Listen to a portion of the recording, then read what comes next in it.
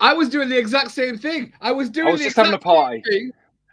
That's my thing now. I'm just changing my life. That is my thing now. That is my creating a different emotional state. That's how I get myself pumped up. Giving it a bit of that. Anyway, we best introduce ourselves. Good afternoon, folks. How are you doing? It's me, Graham Nichols, and the amazing Cuddy Cudworth here to give you another show on the meanings of life. Good afternoon, Cuddy. How are you doing, sir? Thank you so much for introducing me there as the amazing Cuddy Cudworth, not just Cuddy Cudworth, or something else as my wife calls me when she's around. So it was nice. But you're not allowed to swear. Well, I don't know if there's any rules on whether we can swear or not, but I'm not going to repeat what my wife says because that's not for any kind of family audience. 4 o'clock in the afternoon is not the time to be doing that sort of stuff. How are you? Now, Graham, just to help us out, whereabouts in the world are you now? Because clearly there's a sunset behind you. It looks very Australian. So whereabouts in the world are you? Yeah, I'm in a very rainy and cold Peterborough in the UK. So, yeah, Australia, sunset, sunrise, it just doesn't happen. So, yes, I'm in Peterborough in the UK. And what about your fine self? You're looking like you're on a boardwalk there. Whereabouts are you, sir?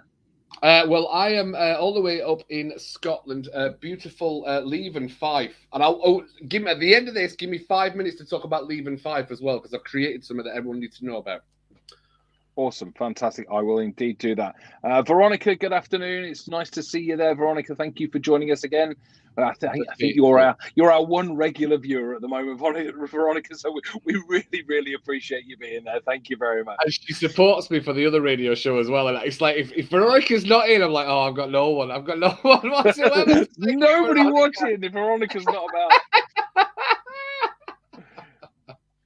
That's brilliant. Fantastic. Awesome. So, today, the meanings of life, the emotional workout, Graham. Absolutely. Yeah, I had this excited about it. Yeah, I had this blinding flash of inspiration a couple of weeks ago that, you know, we if we get ill physically, we go to see a doctor. But if we get ill mentally, stroke emotionally, as we've talked about before, we call it emotional health rather than mental health. If we get ill emotionally, or if we're not feeling great emotionally, we don't necessarily just go to see somebody to help like we would do with a doctor. But in the same respect, people go and do physical workouts. They go to the gym, they go walking, they go running, they go cold water dipping. Well, that's what I'm going to be talking about, but carry on. And weightlifting and stuff like that. People do that physically. So why don't we do an emotional health workout on a regular basis? If we can do a physical workout on a regular basis, why don't we do an emotional workout on a regular basis? So today, I just wanted to chat through it. Me and you can throw some ideas back and forth, and the wonderful people who are watching, listening, can get some ideas on what they can add in, just daily tasks they can add in to help themselves with their own emotional health and have a bit of an emotional health workout, build their emotional health muscles, if you want to call it that way, or their emotional health cardio, making them fitter. Does that make sense?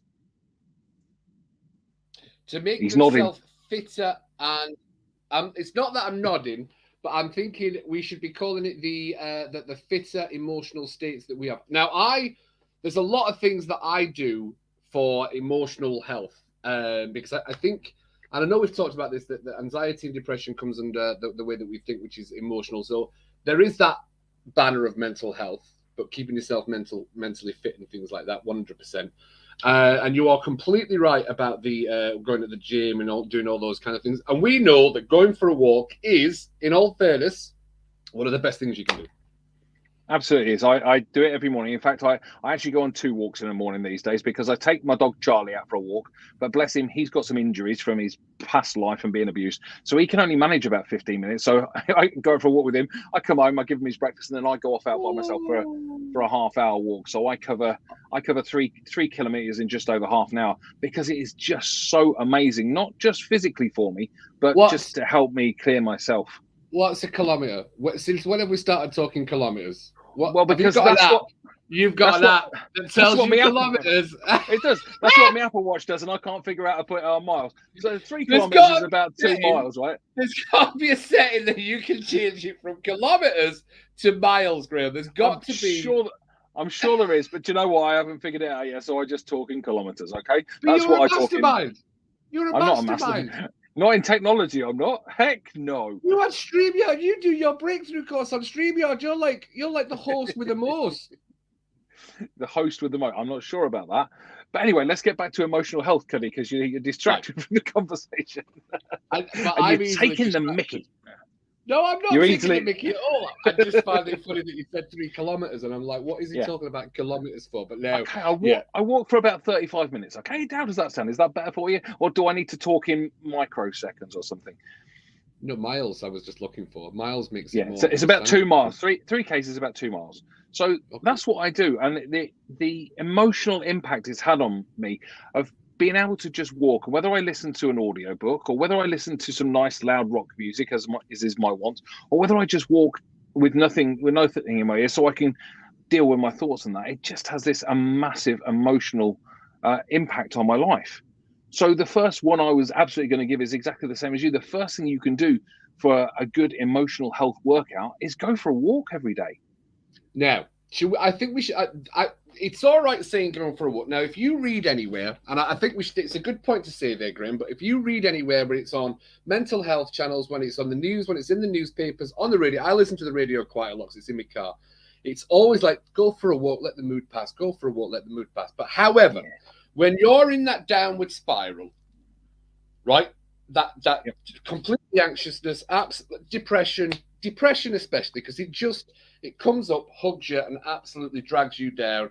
Those insecurities fly out. I've been talking. I was talking to a client just recently, and it's like that absolute squeezing across the chest of, oh, my life is ending, absolutely horrible, I can't breathe. That conversation, that's why we call it the chatter about the chatter, comes up, and do you really want to go for a walk? That's the thing about you. You don't. It's not the first thing that pops up to your mind. Is it about, let's go for a walk it off? However, we both know that would work. But when you're in that downward spiral, it's like you can't hear anything and you can't remember, now's the time to go for a walk.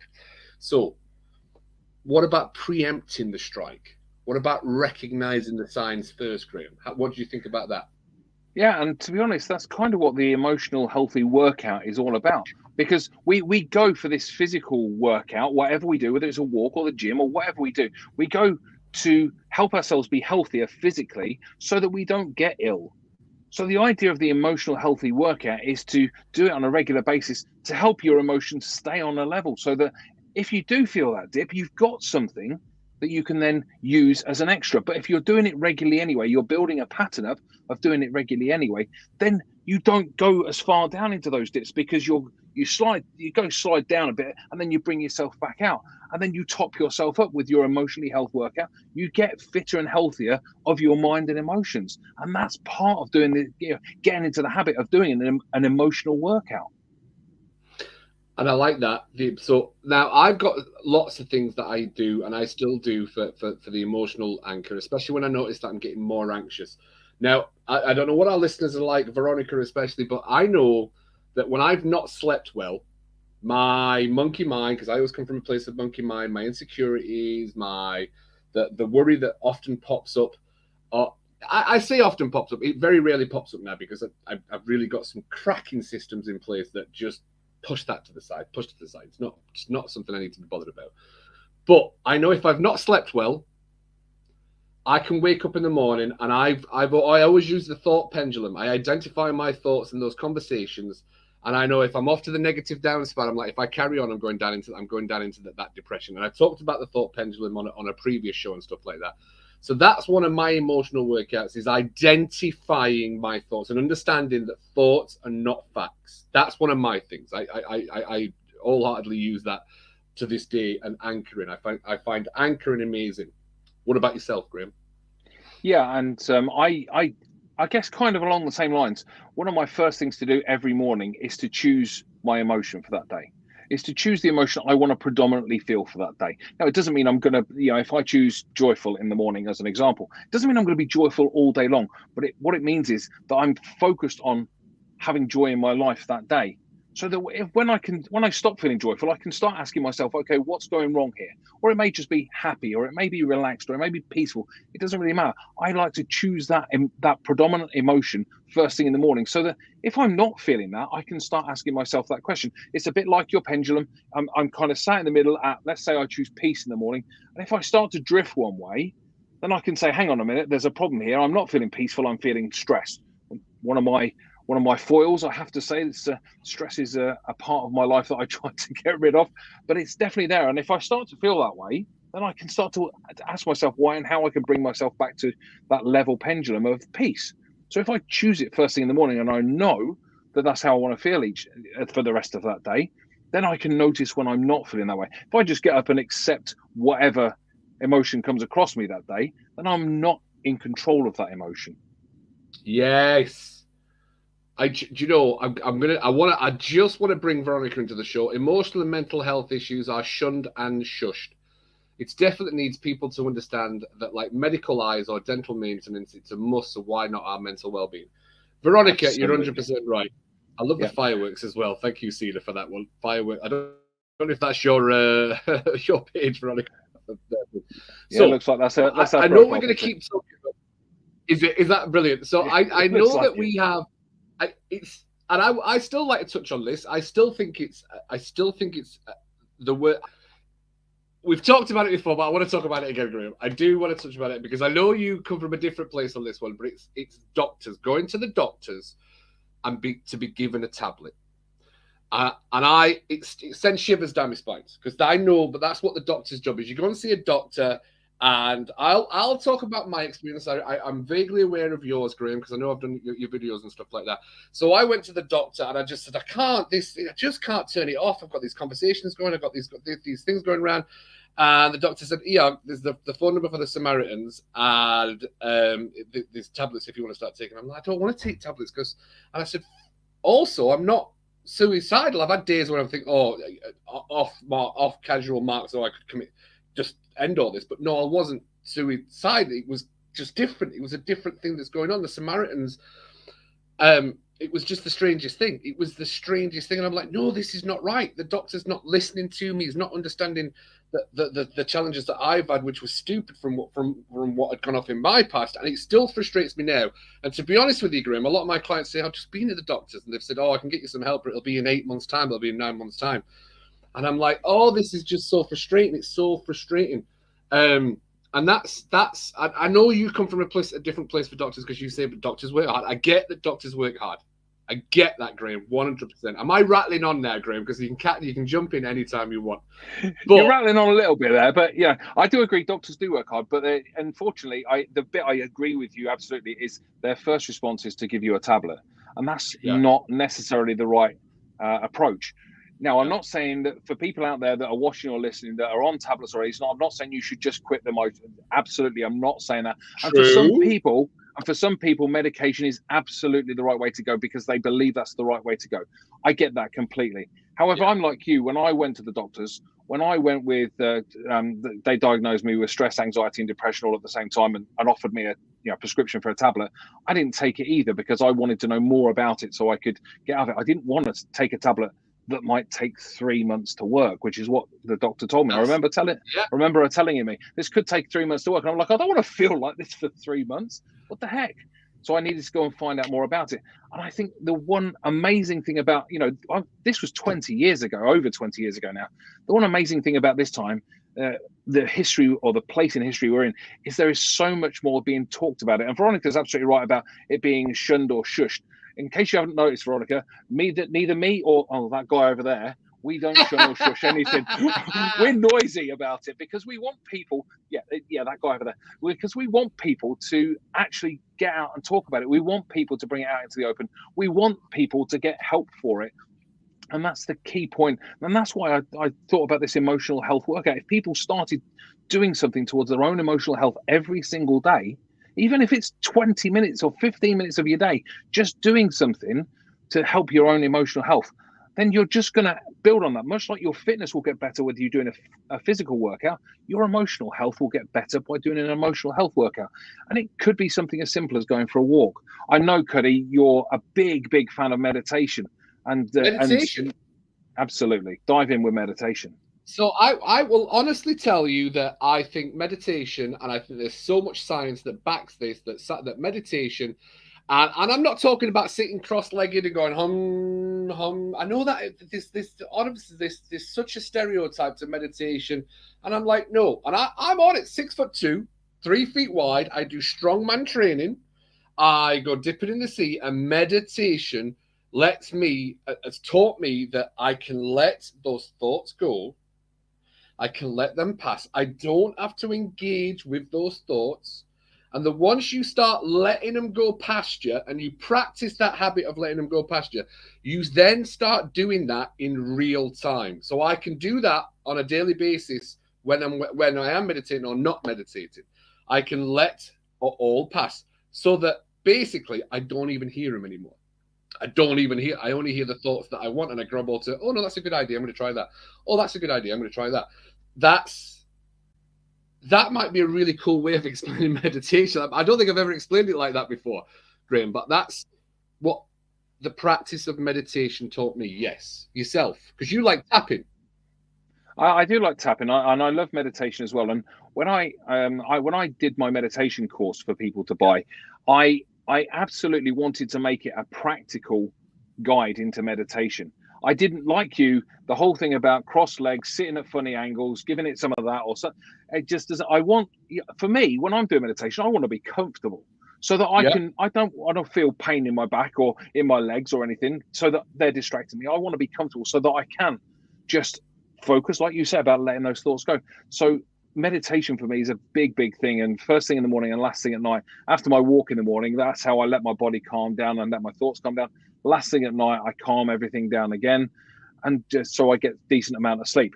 Talking about sleep, is that not another massive benefit? If you can get a decent night's sleep, how well do you feel emotionally afterwards? If your lack of sleep is one of the key causes of emotional issues. So now, because this is the loop of bedlam. I think bedlam or manicness is because I will say if you sleep, a lot of the problems go away. Absolutely. But then a lot of people say, no, I've got problems, so I can't sleep. So if I can't sleep, how can I make the problems go away? But that's the thing, that if you can open that flower for everyone to understand that actually the problems are not the problems. It's actually, because I always got this from you, Graham. I always remember this, is that we create a problem to mask what the real problem is. And once we get past what the real problem is to actually the root of the problem, once you take that away, everything else disappears. Because we create these stories. It's the stories, the meanings. That's the whole point of this show, is we create meanings that are not always true. But once you've done that 2-3 times, you've pretty much cemented a belief in that's not real. It's a false memory. It's a false story that now becomes our truth, right? Absolutely. And it's like peeling away at an onion. It can have layers upon layers upon layers of stories about the reasons why. But until you get to that very core, that root, as you call it, the root of the problem, and then deal with that, then only then does that issue really go away. Because we can peel a couple of layers away, but the other layers will still be there. So we'll just add more layers to it. We'll find more stories. And, people talk about, I can't get any sleep because I'm stressed, or I can't get any sleep because I feel this way, or I feel that way. But when you look back at that, the reason you're not, or you're feeling that way, stressed or whatever, it's because you're not getting enough sleep. It's the opposite way round. Yes. I hope this goes viral, because we are preaching right now, Graham. We are preaching. We are preaching the good word. So absolutely. That's the thing. We say, no, I can't do this because this is happening. But if you do this, this won't happen. I get why it's hard, because I know we've both come from a place of experience. But that's what you always want to share, is that when people say, I've got this problem, I said, well, let's not look over here. Let's look over here, because I bet that's where the solution is. It's the old adage. Don't look at the problem, look at the solution. And I always remember this because I read a fantastic book about Einstein. And there are these quotes out there. And he always says he wasn't a smart man. He says, I'm actually not a smart man. I just look at the problem for 55 minutes. And for 5 minutes, I look at solutions. And I try those solutions. And that's what created my success.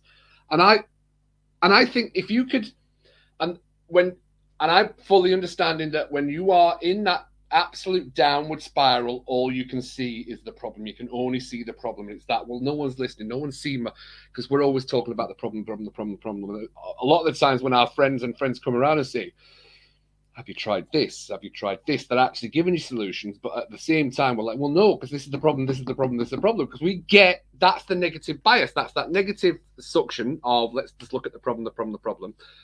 And that's why I love what we do, Graham. Genuinely, that's why I love what we do, because we get that option to show, actually, especially from an emotional workout, don't look at the problem. Let's look at what we can do to solve that problem. And if sleep's one of them, I would prefer, and this is what I've done with a lot of my clients, I would prefer to meditate for 5 minutes, even if meditation was going hum for 5 minutes, of which it's not. I would rather do that than take a tablet that would take 3 months to start working. Absolutely. I couldn't agree more. And there are so many ways you can do that these days.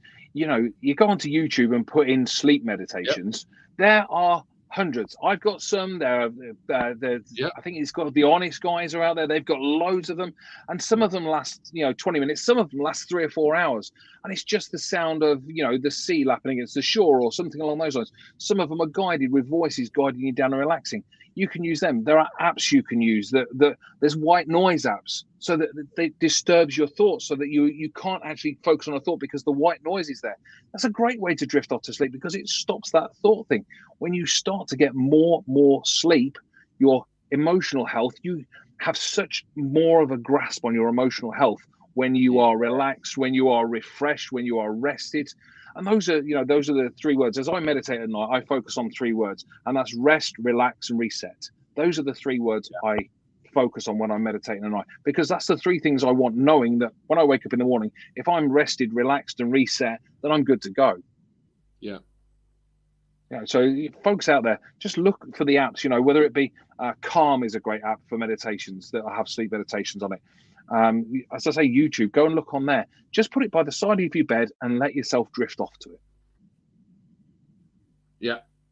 Because it's funny, because when I'm always dealing with clients, I'm like, I tell you what, give me a chance to get you sleeping. If we get you sleeping, a lot of these things are going to disappear, but we're going to do this and this, this and this. And I think people can often misunderstand how powerful our thoughts are. Thoughts become things. I know that's a saying. It is very much so. Thoughts do become things. Yeah, and whether that's physical things or physical or emotional things, our thoughts control all of it. The screen you're looking at the moment was once a thought in somebody's mind, but so's the emotion you are currently feeling. Whether you're feeling happy or sad or angry or frustrated or joyful or excited, that started as a thought first. Thought precedes emotion. Absolutely. And I think a lot of people don't understand that. Yeah, people think, I just click into an emotion. Yes, it feels like it. Yeah. It might be a millisecond, but the millisecond after that, when you've clicked into emotion, another thought comes by. And you can then choose, do I want to stay in this emotion or do I not? If somebody cuts you up in a car and nearly takes your front bumper off and you get really angry about it, but then you manage to calm yourself down straight away because actually they've sped off, you can't do anything about it. Or do you stay angry for hours afterwards and take it out on everybody else, in range? Even when you get home, you start taking. That's not the way to deal with it. But your thoughts create whether you get angry and think, what a bleeping, bleep, bleep, or who knows, you might be rushing to the hospital. What's a bleep, bleep? Explain for our viewers. What's a bleep, bleep? It's a 4:25 in the afternoon. Expletive cut off. We've got viewers from China. They watch it, so it's not that time there. So what's a bleep, bleep? It's a 4:25 in the afternoon in the UK. It's cutting off the expletives. No, it is. It's cutting out the expletives. But if I was to ask you for the top 3, Cuddy, the top three things you do for emotional health, what would they be? Meditate. Meditate. Yep. Because of stress, and I think we should touch on stress, because I will tell this to all the listeners, and hopefully this lands on a lot of our listeners. It's not stress that's the problem. It's how we handle and manage the stress that's the problem. We think that you need stress. Stress is a thing that we need in life. It creates that flight or fight response. So boom, that's that get out of trouble. That's the monkey mind. It's always looking for fear so that it can boom. But if you don't control that, and I think, honestly, a lot of people don't realize that the number one way to control stress is by breath, controlling your breath. It's controlling your breath. But yes, there's tablets out there you can go and take to get your blood pressure down and things like that. And that's why, so meditation is number one. Number two is cold water dipping. Because I'm putting my body under stress and I'm doing things I don't like. I think at this moment in time, and I'm saying I think, it's when I said I believe that another epidemic that we have is the way that we think. I think that's just as bad an epidemic as other things that's going on around in the world. And I get into the water and do things that I don't like doing. I think, like I was saying, I think the bigger epidemic is avoidance. We avoid things we don't like, and that's what creates the stress. When you're avoiding things, you're actually looking for it. You're bringing more of it into your life. So I go dipping, and it's not particularly enjoyable, but that feeling, because it's in cold water, it's raining and it's cold, but I've got my body into that system of I'm getting in the water, I'm going to dip, I control my breath as I get in the water, and I'm controlling my stress, which when I do that there, which is an emotional response, I can do that and I stay calmer in high stressful situations. That's Absolutely. Why I dip. So dipping's a number two. And number three, and number three. Absolutely. Just to follow on from dipping, if you're like me and you don't live near anywhere that you can go dipping, because I'm miles away. I'm miles away from the coast. You've got rivers? But most of them are. Don't know, Graham. Don't know. I saw your face.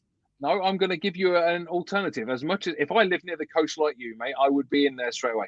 But as an alternative, and people are going to go, you must be joking. I'm not doing that. A cold shower is absolutely just as effective. You get into a cold shower and you control your breathing in that cold shower for as long as you possibly can. When I say control your breathing, I'm not going, I'm not talking about controlling it like that. I'm talking about actually taking nice deep breaths. If you can control your breath while you're under that cold shower for as long as you can, you teach your body, as you said, you teach your body to deal with the stress of that cold shower. Plus, it is amazing for your emotional health. It's also amazing for your physical health, because that cold shock, starts up your limbic system. Your limbic system is what gets rid of all the rubbish out of your body. But just like our heart has got a pump to pump the blood around, the limbic system hasn't got that. So we need something to kickstart it. So get in a cold shower, go cold dipping. It'll kick that system in. You'll get rid of all the toxins and stuff in your body. And all of a sudden, your emotional health will be wonderful and your physical health will improve as well. Now, you were going to dive in and do a breath exercise there, weren't you? I could tell. What I was going to do was a really simple test with everyone, because this is what I used to do when I used to do my meditation lectures live all over the world. Just saying, I used to do all these things all over the world. Just saying. Oh, look at me. I don't know if I mentioned that, but I did this in Australia, you've never mentioned it before. Hawaii, Tunisia, I did it in Turkey. I've been all over the world, Graham. I really have. You're a travelled and well-heeled man, I know. So I used to just one breath. Do one breath. Breathing in through your nose and out through your mouth, you will already feel calmer. It's your monkey mind, that internal little system that you have inside, that absolutely just starts looking for panic, looking for fear to keep you away from it at all times. And it drives that absolute... I don't want to say, I always try and use my words quite, but that constant cycle of thoughts of get away, you can't do this. No, you're not good enough. No. Taka. And you do that for a minute, you will absolutely calm yourself down. And it's a grounding. Grounding is still a phenomenal technique for anyone. You can use it to decrease your anxiety, 100%. Now, for any of our listeners that don't know what grounding is, and I know Graham will jump in on this one as well, grounding is focusing on something you can see, focusing on something you can touch, and focusing on your breath. It takes you away. Because a lot of people, do you know, actually, Graham, it's funny that we should. I always ask this for a lot of the time, especially with my clients, why do you think you have anxiety? And a lot of them don't know what anxiety is, why they have it, and what it's doing to them. I just can't. And it's these conversations that we have that the brain picks up on. So, for instance, if you're stuck in a plane and your brain starts, I can't get out. What do you mean you can't get out? Well, I can't get out there. I can't get out there. 3 questions time, your brain's listened to that conversation and said, what do you mean we can't get out? And your brain's supposed to keep you alive. So your brain's saying, well, I'm supposed to keep you alive, but I can't keep you alive because you can't get out there, there. Boom, gone, done, panic attack. Yep. And we control that conversation. Most people don't realize we control that conversation. That's the meaning. Now, a lot of the times the meaning comes from what's happened to us in the past, what's happened to us from failures, and your brain just makes connections from your memory. And sometimes it makes a little connection here and thinking, no, I don't know. No, that's not the option. I'm just going to go right to A to Z. Forget the other option, Z, death. Boom, what are you going to do? Absolutely. Absolutely. Yeah, listen, I've got a story that I'm going to tell you. Absolutely true, this story. My wife, as you may know, runs a horse rescue centre and a horse riding school. You have mentioned many years.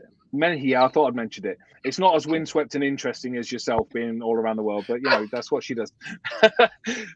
Many years ago, when my daughter was probably 7, I would think, she'd been down there all day, and she came home with my wife, and she was just absolutely bonkers nutty. She'd got energy coming out of every orifice she could possibly do. She was bouncing around. She was being naughty. And we were like, what on earth is going on here? So eventually we said to her, Carrie Ann, what's going on? Why are you being like this? I don't know. And then we figured out that there'd been a packet of sweets on the desk. Now, I'm not going to say what type of sweets they were, because I don't want to advertise them, but there was a packet of sweets on the desk, and you get them in shapes of rings and stars and all that sort of stuff. And that's the one, yeah.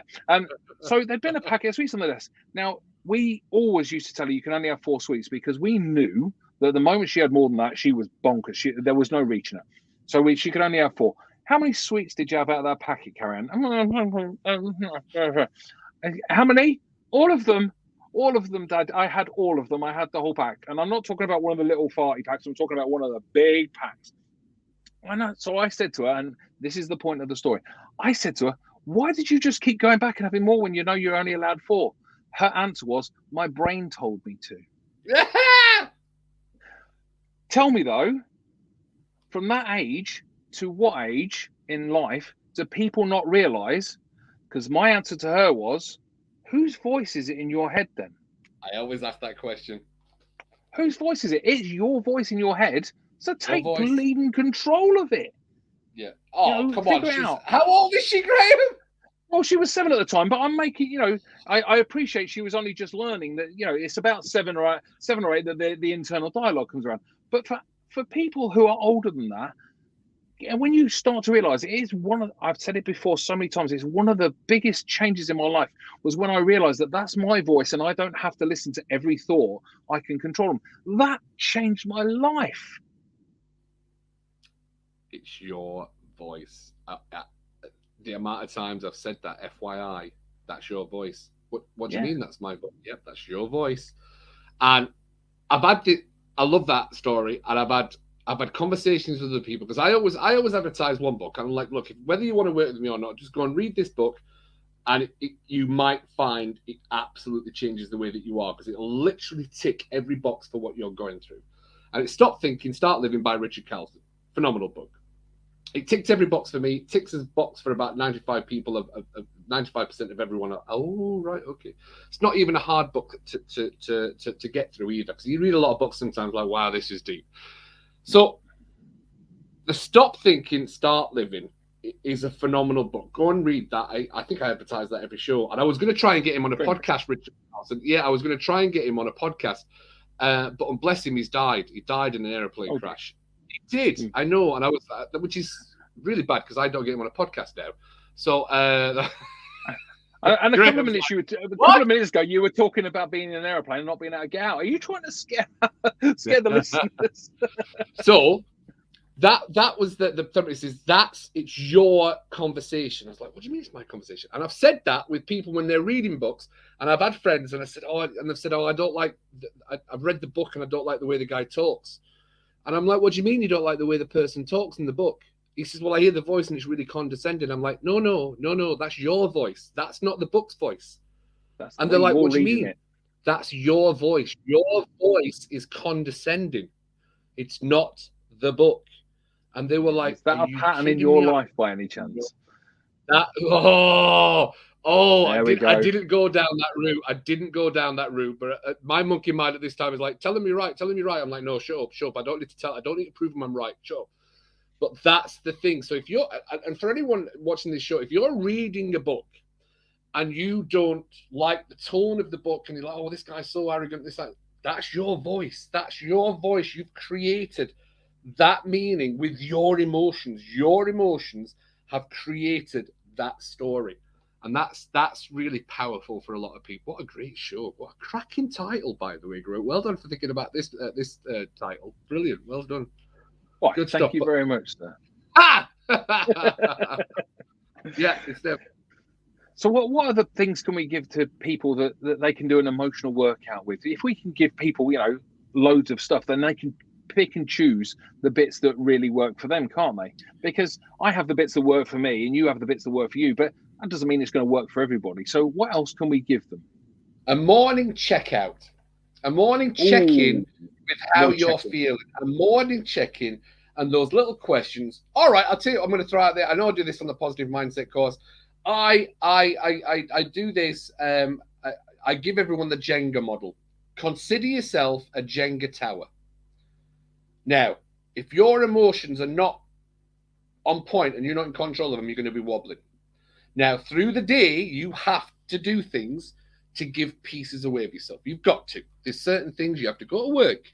You're going to have to maybe talk to the boss. You're going to have to do. So that's a little block of where you're going to say. You've got a little block. But you're going to have to start saying no at some point. So check in with yourself. How are you? How are your emotions today? Are you angry? Are you a little bit more rabbity? Are you a little bit more lashy out? Can you identify? Oh, I lashed out a bit too quick on that one. That's the monkey mind. That's if you're lashing out and not listening, that's emotional. That's your emotions. And I always do a little check in with your emotions. Write down, where are your emotions? Are you stable? Are you a little bit more unstable today? From 1 to 10. And this can be a 2-minute little check-in with yourself in the morning. And because I do it mentally now. I wake up and I'm like, oh, I'm crabby. Oh, I snapped a little bit too much about making cereal.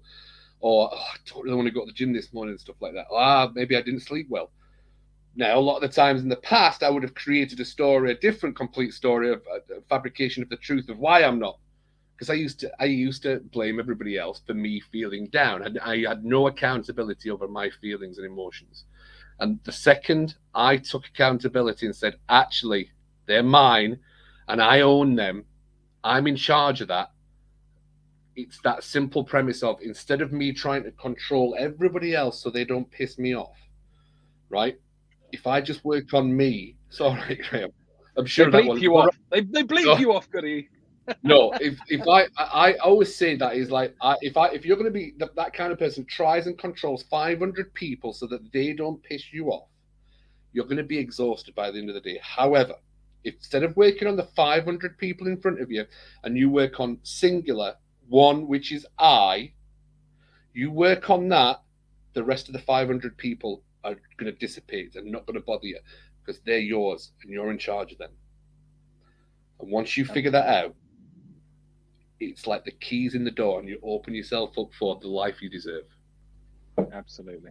And during that emotional check-in, if you are feeling crabby or frustrated or annoyed, do you allow yourself just for the moment to feel that so you can understand why it's there and then move past it. Because people ask me all the time, oh, Graham, you talk about moving past emotions and the palm thing, which if you look back at our very first show together, I talked through the palm thing to help you through emotions and that. They say, shouldn't people feel their emotions? And my answer is always, yes, you should. You can always go and open the door to emotions, but it doesn't mean you have to live in that house. It doesn't mean you have to live there. You can open the door and see what's going on inside. Why am I crabby? Maybe I haven't slept, or maybe I'm not hydrated enough, or maybe I allowed myself to get frustrated yesterday, or whatever it may be. Allow yourself to feel that emotion for a minute, but you don't have to live there. So you just shut the door, figure it out, and then move past.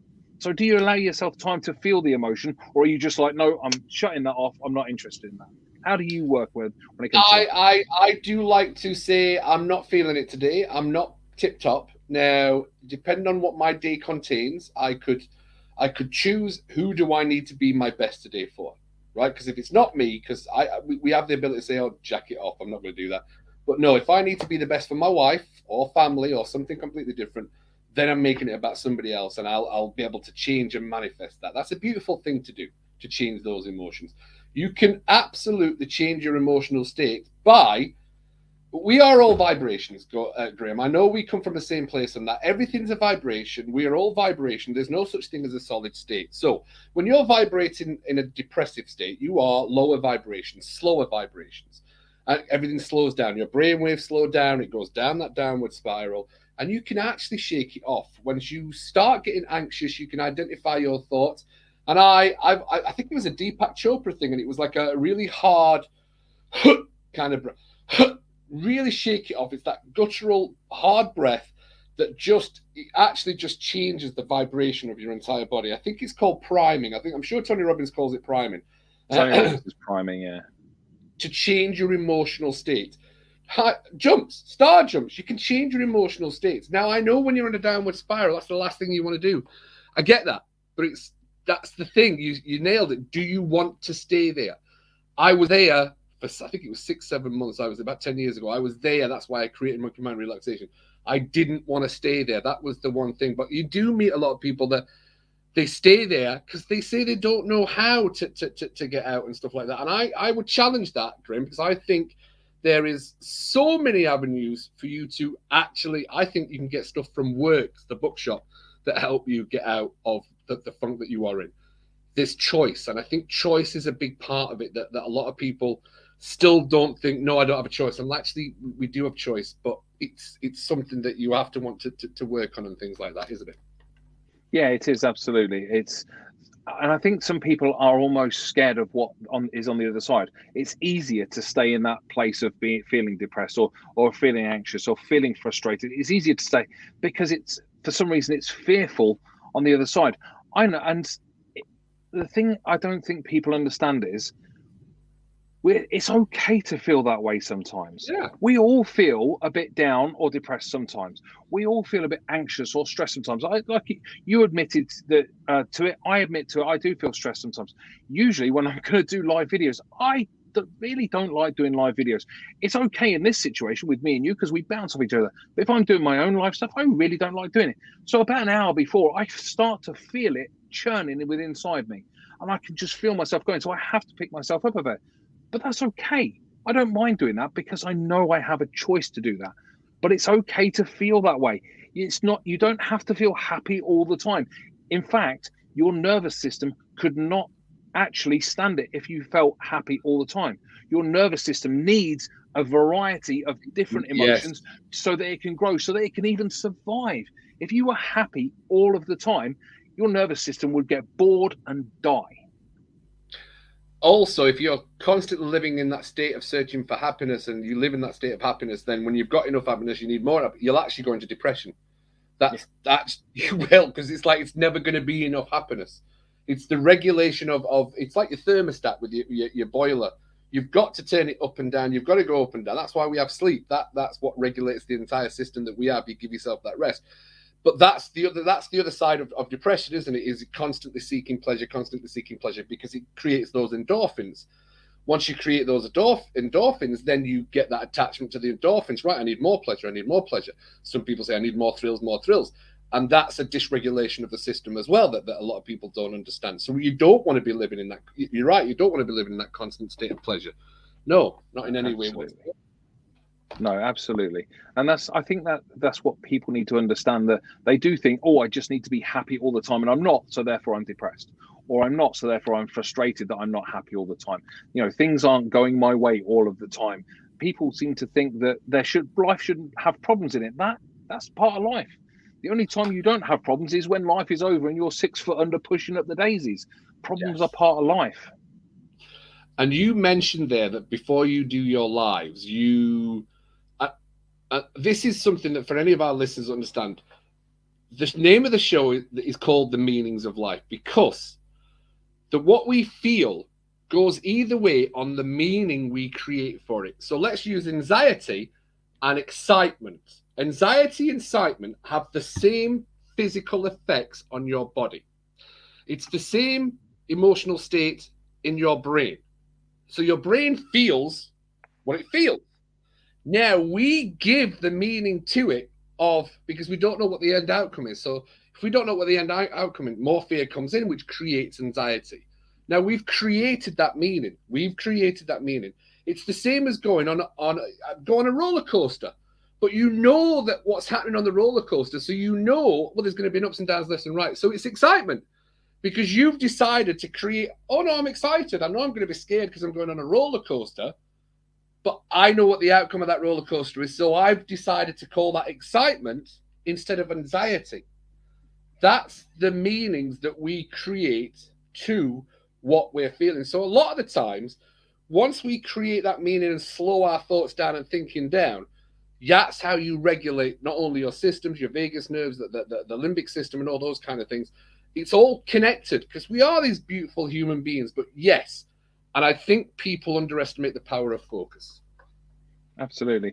There's an old story of two music stars meeting up, and they were talking about what happens just before a show.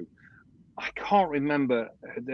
One of them was Bruce Springsteen. The other one, I can't remember. She was a female artist.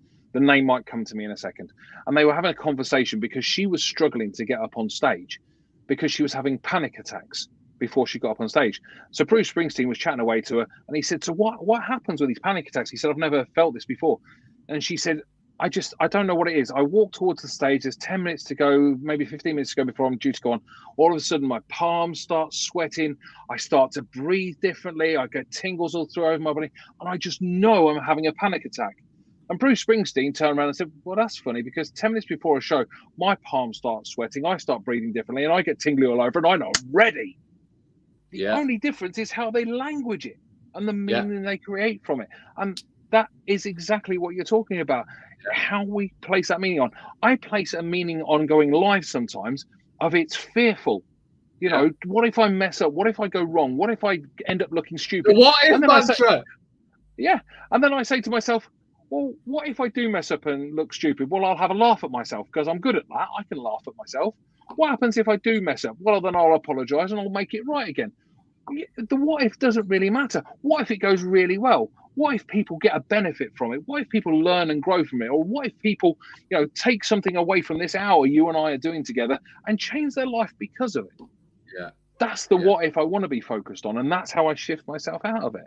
What a great thing to do on an emotional health workout. Just change your what if it goes wrong to what if it goes right. I always do that. And I do that so many times when everyone's talking, and I'm like, well, what if it goes right? No, you've got a plan for everything going wrong. I accept things are going to go wrong, but what if it goes right? I always look for, that's the way we're going. We're going to have ups and downs, not a problem. Plan for that, but no, we've got 2 systems in place in case that doesn't work. That's all we need. That's enough. And the what if, I always remember this. I can't remember the name of the book, but it was the what if. And I always, just that one thing that took away, there's no such thing as what if. You made the best decision you could with the information you had at that time. Even if it wasn't the right decision, you know better moving forward. And that is one of those questions and those things you learn, and I will never forget that. Because I was a what if, but what if. and it's constant. That's what creates that anxiety and something. And I always do say that for a lot of people. You don't have anxiety. Anxiety is something that we create. It's created by how we think from our past experiences. And once you modify that and learn to get past that, it dissipates. You'll still get anxious.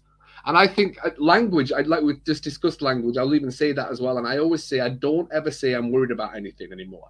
Because the second you've said worry, your brain just picks up, worry, what happened last time we got worried, giving this emotion. I always remember that. There's the file of facts. Going through the file of facts. He was depressed last time, giving that emotion. All right. He's happy. All right. And I do remember, I don't know if I did get that from your course or somewhere else, but I do remember that. And it's like, yeah. So I always say, I have concerns about this. Concerns is completely, it just negates everything. I've got concerns too. Then there's no worry attached. And it's then what you follow that on with, isn't it? If you're worried about something, you tend to say, what if everything goes wrong? If you've got concerns, you then ask yourself, how can I make sure that those concerns don't come real? How can I make sure that everything goes right? It's just that different language pattern as you come out of that. Worry leads to worry, and concerns lead to solutions. Yes. That's how I look at it. And you're absolutely right. The file of facts is a great thing. That's not something I've done before. The file of facts is a great thing, though. Your brain goes through and says, he feels a little bit depressed at the moment. I'll give him that. But it's not just the thoughts about depression at that point. It says, he feels depressed. The whole body gets involved in it. Or he feels, right, this happened before and he got angry. The whole thing comes out because the patterns, and we are creatures of pattern. All we do is develop and run patterns. Depression is a pattern. It's a pattern of thought. It's a pattern of physicality. It's a pattern of attention. It's a pattern of language. And yes, when we feel that way, it's okay to feel it for a short time, but then figure out another pattern to shift to. Again, if you didn't see our first show where I did the palm thing, go back and watch it. That's how you shift your patterns.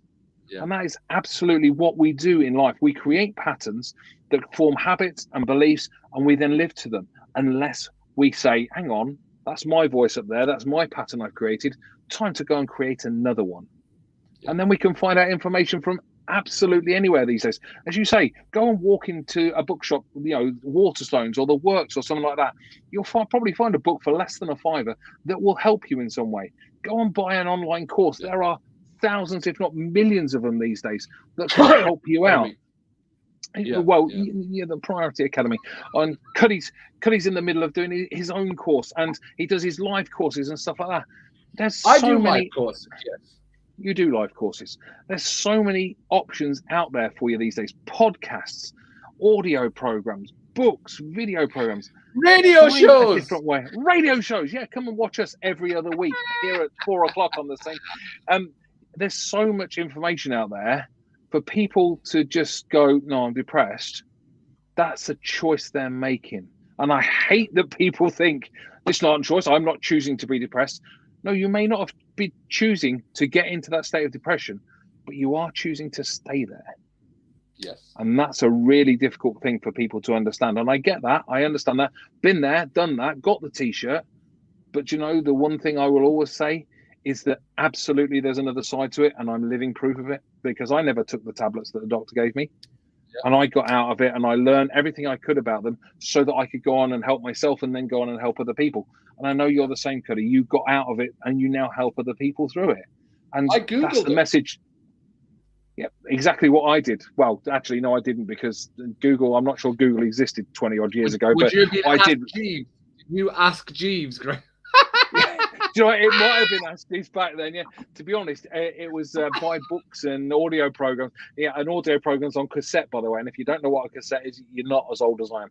But yeah, cassettes and stuff like that of audio programs. That I could just learn as much as I could from, rather than the general stuff that's out there. I wanted to learn different stuff, and that's I could have gone to a counsellor, and at points I did go to counsellors, but they didn't really give me anything different other than what the general stuff. So I wanted to learn other stuff about them, and that's where it brought me to today. So go out and educate yourself. Growth is a great way to help your emotional health. Grow every day, learn something new every day, and it will help you emotionally. Absolutely. There's a few questions that I want to ask, and Veronica, I'm not sure if you're still listening and things like that, but you're always more than welcome to join, and you can be part of the show, Veronica. So I always ask people, and especially when we do the live courses and things like that, and I always ask people when something goes wrong, because people say, well, oh, I'm always angry or I'm always emotional. And well, actually, no, let's find out what your primary emotion is. Your primary go-to when something goes wrong, what's just under the surface, what is right under the skin. And I'll always find that most people say, oh, if I dropped a glass of milk, let's say a glass of milk on the floor, what's the first thing that you do? Oh, hi, Veronica. Hey, Veronica's still here. Way. What's your response? Some people will say, oh, it just absolutely pisses me off, just throw everything in the world. Or I look at it and I'm like, I'm not really that bothered, it's just milk. I remember the old adage, I'm not going to cry over spilt milk, just get on with it, clean it up. That's your primary emotion. If you want to understand how you and your emotional health, your emotional workout is, ask yourself that question. What is your when something goes wrong, what is your primary emotion? Then you'll understand why you are always angry, always frustrated, always lashing out, because that's your primary emotion. Now, once you've brought that subconscious to the conscious, you know this, Graham, I 100% use this from you all the time, as you bring it to your conscious, you can then make a change. So ask yourself that question. What happens when you break something, milk on the floor, whatever? What is your first emotional response? Because that's your base go-to emotion. And that is then, do you want that to carry on? No. What would you like it to be? This. Choose that instead.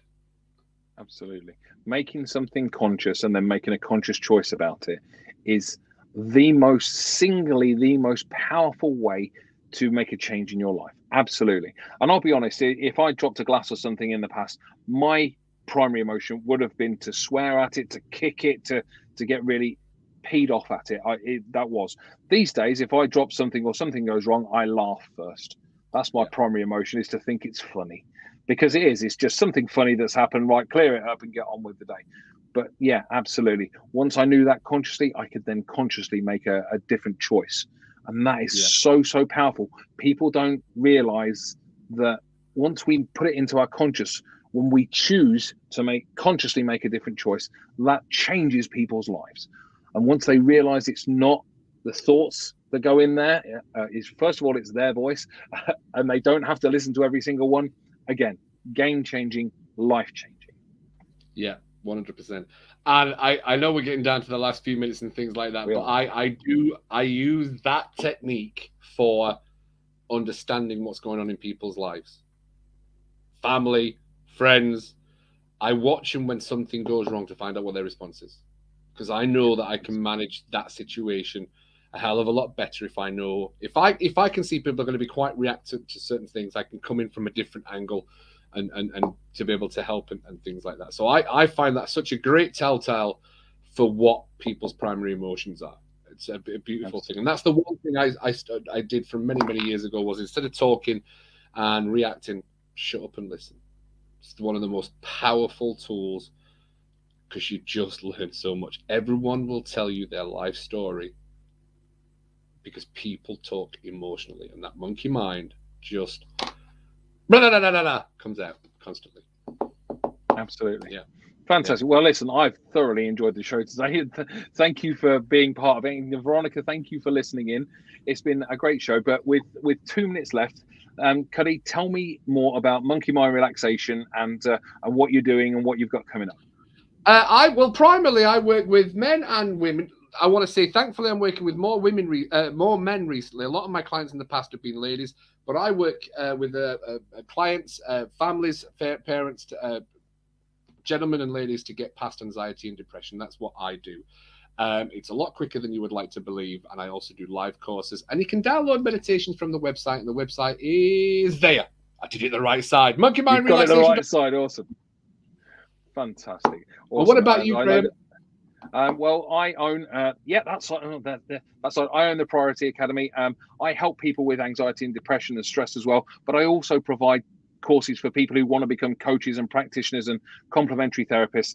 so that more people can go on and help more people. And that's what the Priority Academy is about helping people to help other people. So that's what I do with it. And you can go to www.thepriorityacademy.com. You can download the app. You can get the courses. My one thing, and I realize we're running out of time, is I don't charge lots and lots of money for it. I believe that the barriers should be taken away from the helping industry. So most of my courses are 10 quid, 13, 14-ish dollars and below. That's it for a course. So that's my kind of mantra is I don't like people charging thousands for courses and stuff like that. So you can get it at a great value. We've got 40 seconds left. Come on, Cuddy. One thing that's going to help people's emotional health that we haven't talked about. You got 30 seconds. Go, go, go. Stop practicing avoidance. Live life. It's there to cause pain and it's there to cause joy. That's what it's all about. Stop practicing avoidance. Absolutely. I love it. Guys, thank you very much for watching. It's been a pleasure as always, Cuddy. Thank you, my friend. It has been awesome. And we will see you in 2 weeks' time. We will see you at the same time. Veronica says, brilliant show. Thanks, guys. Thank you, Veronica, for watching. We'll hopefully to see you in 2 weeks. We are into the last 5 seconds. Guys, thank you very much. And goodbye.